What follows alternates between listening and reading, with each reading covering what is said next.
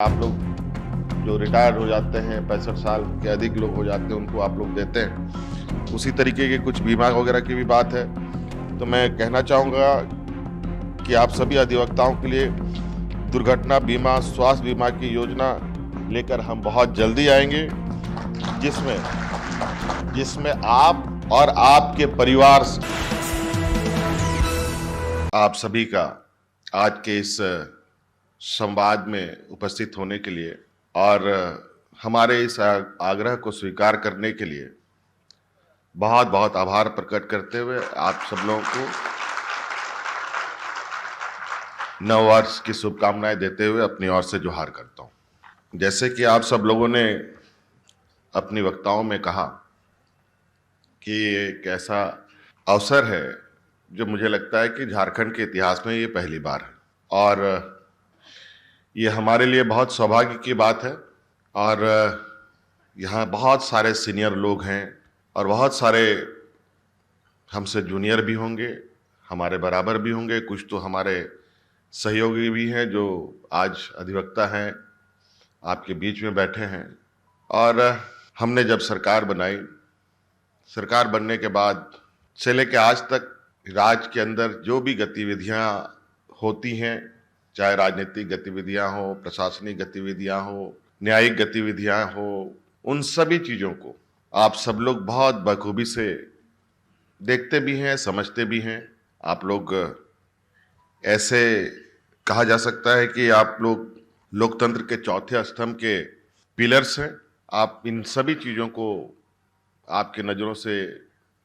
राज्य की गतिविधियां गुजरती हैं। कोरोना जैसे वैश्विक महामारी और उसके साथ सरकार की गतिविधियां, सरकार चलाने वालों की जिम्मेवारियां, इन सब चीज़ों का आप लोग आकलन भी करते हैं। मैं जब राजनीतिक वातावरण को जब पूरी तरीके से इसमें हम लोग आने लगे थे, सबसे पहले मैं राज्यसभा सांसद के रूप में चुना गया था और उस राज्यसभा सांसद में मैं सबसे कम उम्र का राज्यसभा सांसद था। जब मैं पहली बार सदन में गया तो वहाँ ऐसे ऐसे विद्वान सांसद उपस्थित थे, मुझे समझ में नहीं आ रहा था कि ये लगता है कि मैं गलत प्लेटफॉर्म में आ गया, गलत कमरे में घुस गया टाइप से। जो भी बातें वहाँ होती थी मुझे कुछ समझ में ही नहीं आता था।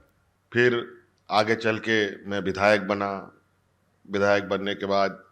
मंत्री भी बना, उप मुख्यमंत्री के रूप में भी रहा, मुख्यमंत्री के रूप में भी रहा और लीडर ऑफ अपोजिशन भी रहा, पुनः आज मुख्यमंत्री के रूप में हूँ। नोटरी को भी लेकर के अधिवक्ता की तरफ से बात आई है। मैं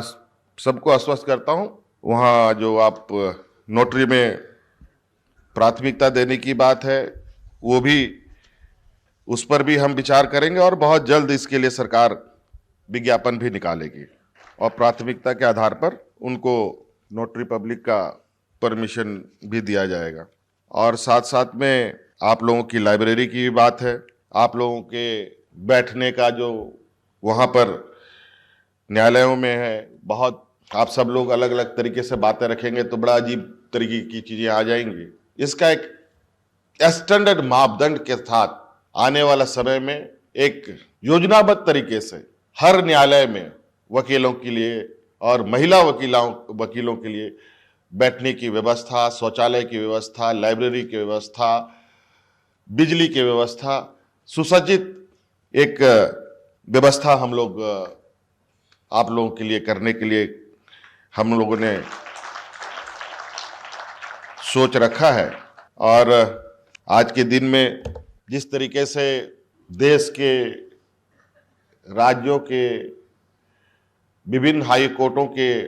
कोर्ट में नए नए जो जजमेंट्स आ रहे हैं, बहुत अच्छे अच्छे निर्णय भी आ रहे हैं, उन सब का भी आप कैसे उससे अपडेट रहें, कैसे आप सब लोग जुड़े रहें, चाहे वो हाई कोर्ट के हों, चाहे वो लोअर के कोर्ट के हों, अधिवक्तागण, उन सब चीज़ के लिए आप सब लोगों के लिए कंप्यूटर वगैरह की भी सुविधा करने का भी हम लोगों ने सोच रखा है। और अगर आप आर्थिक रूप से सुरक्षित नहीं हैं, आपको आगे बढ़ने के लिए